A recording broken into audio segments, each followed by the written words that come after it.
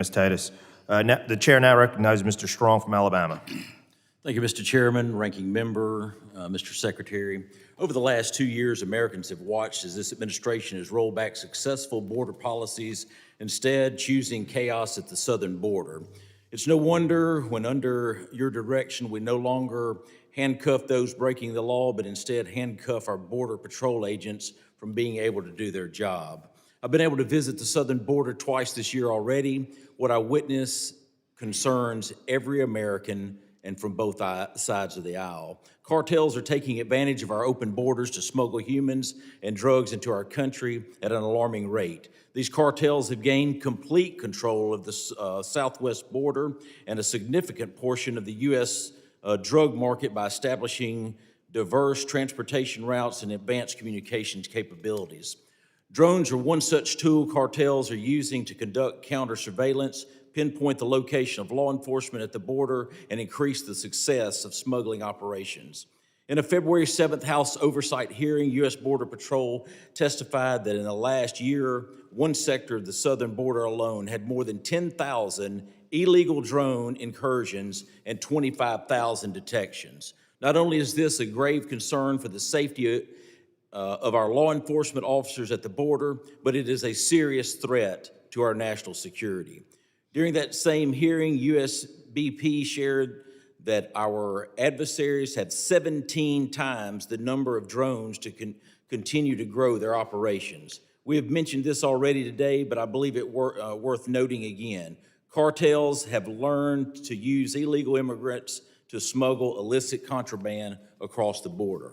According to Homeland Security investigation, revenues from migrant smuggling have increased from roughly $500 million in 2018 to $13 billion in 2022. Again, it has been reported that cartel rush waves of aliens to the border to overwhelm Border Patrol as a decoy to allow for smuggling to go relatively unnoticed. As we have already established today, during your testimony at the Senate Judiciary hearing on March the 28th, you claimed that you were unaware this was happening. Mr. Secretary, I want to ask you specifically, in the 3 weeks that have followed, have you personally examined these tactics yourself?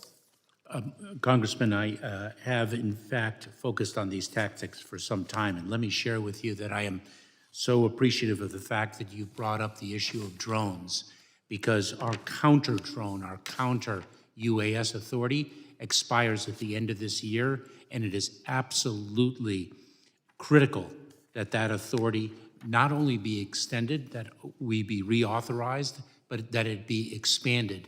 We need to be able to work with local law enforcement.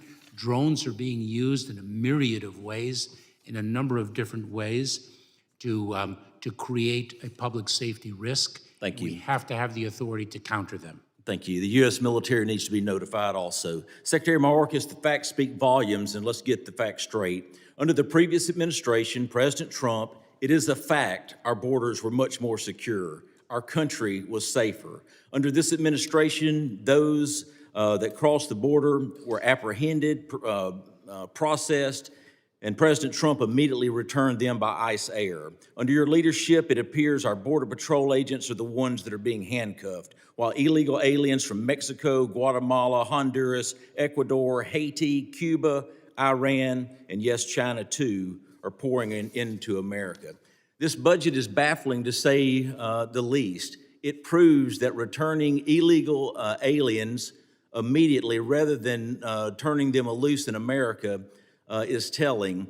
The big thing in this budget that I'm concerned about, there was not increases in air transportation or for fuel. And that's one of the things that we can do that I believe will reduce costs, is to return these illegals back. It is proven that it worked.